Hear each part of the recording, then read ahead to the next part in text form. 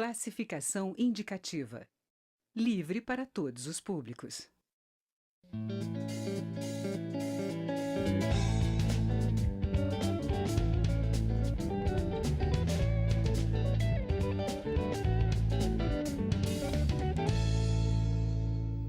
Olá! Eleito pelo Ceará com mais de 150 mil votos, o deputado Idilvan Alencar, do PDT, já demonstrou que fará um mandato dedicado à educação. Mestre em gestão e avaliação da educação pública, o parlamentar já apresentou alguns projetos na área e quer enfatizar o cumprimento de metas do Plano Nacional de Educação, o PNE. É com ele que eu converso nesta edição do Palavra Aberta, que tem uma produção da TV e da Rádio Câmara. Bem-vindo, deputado. Obrigado.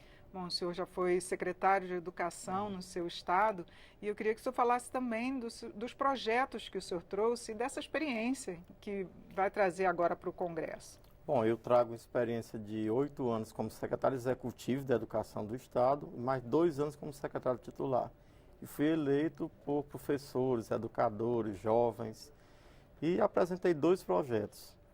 O primeiro deles diz respeito à meta 1 do PNE. Eu considero o Plano Nacional de Educação como um elemento balizador e norteador da educação do Brasil. E aproveitando a conveniência de ter um fundo que a Lava Jato aí arrecadou 2,5 bilhões de reais, está numa conta, a Petrobras já depositou esse recurso, eu estou propondo que seja criado o Fundo de Expansão da Educação Infantil. Por quê? Hoje, muitas mães não conseguem trabalhar porque não tem creche para os filhos. Então, a ideia seria aplicar esse fundo na aquisição de terreno, reforma de prédio e construção de creches. Porque a meta 1 do PNE prevê que 50% dessas crianças estariam em creche em 2016. Nós não estamos cumprindo essa meta. Universalização do ensino a meta, infantil, não é nem universalização, a metade da universalização. 50%. Nós estamos bem aquém disso. Então, esse é um projeto que eu acho que ele está aí sendo muito discutido no momento, o que fazer com esse recurso. Eu estou propondo que ele vá para creche, que é uma pauta importante para o Brasil. Agora, o senhor já presidiu o FNDE, não é isso? Não seria mais interessante deslocar logo esses recursos para esse fundo, que poderia ser aplicado no geral da educação? No projeto de lei que eu apresentei, eu digo que esse fundo deve ser gerido pelo FNDE, com participação da sociedade, com a Undime, secretários municipais, secretários estaduais, representantes da sociedade, mas a gestão do fundo iria para o FNDE, porque essa pauta é importante e está meio abandonada nesse país.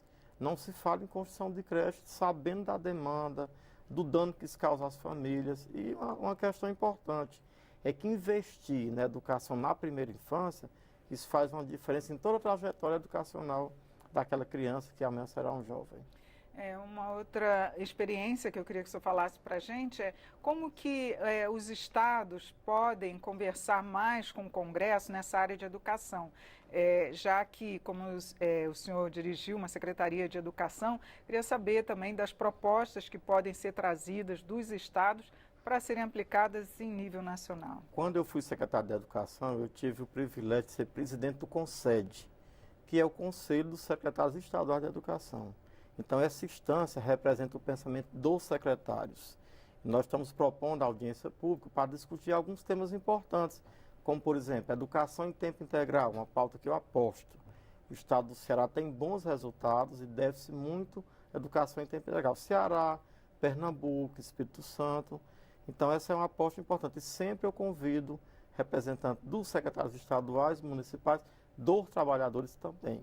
Isso é importante que seja plural essa discussão. Agora, o senhor conseguiu levar para o seu estado o ensino em tempo integral para o ensino médio, não foi isso? Sim, sim. Qual a possibilidade de ser estendido também para os outros estados? No estado do Ceará, de cada 3 escolas, um já é tempo integral e com bons resultados aí avaliado nacionalmente reconhecidos. E o Brasil, nos últimos 2 anos, aumentou bastante a educação em tempo integral. Então é importante fortalecer essa política. Eu aposto a educação em tempo integral. O mundo inteiro, há muito tempo, já faz isso. Então, assim, é uma pauta que eu quero trazer para o Congresso como uma das principais na educação. Agora também a gente tem que ver o lado dos professores, o senhor acompanhando aí a reforma da Previdência, que afeta também diretamente os professores. Queria que o senhor falasse para a gente se há alguma proposta diretamente ligada a isso. Recentemente eu propus e realizei uma sessão solene de celebração do Piso Nacional do Magistério. Por quê? Porque o piso foi uma conquista importante, mas precisamos avançar. Muitos municípios não pagam o piso ao professor nesse país e nós estamos com algumas ameaças à educação reais. Por exemplo, desvinculação do recurso orçamentário para aplicar em educação. O Fundeb, que vai ser extinto em 2020 se o Congresso não correr com a legislação para torná-lo permanente e com mais participação da União. E reforma previdenciária. A reforma previdenciária, que inicialmente dizia assim, olha, é uma reforma para atacar privilégios. E professor tem privilégio. Na história desse país, que eu saiba, se tem uma classe que nunca teve privilégio, foi dos professores. E a reforma, ela aumenta bastante o tempo de contribuição dos professores e mais ainda das professoras. E 80% da rede são de professores. Então, eu sou contra essa proposta. Né? E assim, já estive em movimento. A Comissão de Educação da qual eu faço parte vai propor que a gente também trabalhe em separado. Não tem uma reforma, algumas categorias já tem reforma em separado porque não dos professores. Sim. Então nós vamos propor que a gente analise a reforma separadamente das demais. Essa é a nossa proposta. Agora a gente estava falando do Plano Nacional de Educação, que foi aprovado aqui e que tem metas até 2024. Isso. Mas me parece que essas metas não estão sendo cumpridas, pois né? Eu lamento tanto o fato do Plano Nacional de Educação, que foi uma construção coletiva, teve conferência estadual, municipal, participações as mais diversas. De repente é esquecido, aqui no Congresso, esquecido, né? Foi aprovado por quase unanimidade. Um plano bem feito, né? Com as metas aí atendendo todas as atividades da educação, as diversas áreas, professor, educação infantil, ensino médio, universidades, aí de repente não se fala mais nisso. Eu acho que há uma falta de continuidade. É como se cada pessoa que chega para comandar a educação, começa o mundo do zero, aí esquece tudo e vem com algumas propostas que me preocupam. Tem algumas ações que eu estou ouvindo falar que me preocupam, como educação civil-militar, que é você tirar o diretor da escola e colocar um militar para ser o diretor. Eu me assusto com esse tipo de proposta e também me preocupa essa questão da educação domiciliar, né? A educação ser feita para as famílias, eu acho que me preocupa muito essas duas propostas. Sim. E também tem uma proposta de que as universidades públicas também possam passar a ser pagas. O senhor acha que tem chance disso? Olha, realmente é assustador esse movimento. A educação pública, lá no estado do Ceará, a educação pública, a universidade pública é para ser inclusiva. Ela é para filho de trabalhador. Nós temos um grande esforço para aumentar ano a ano a aprovação de alunos via Enem. Esse ano nós aprovamos 20 mil alunos no estado do Ceará. Há uma década atrás eram 700 alunos, passamos de 700 para 20 mil.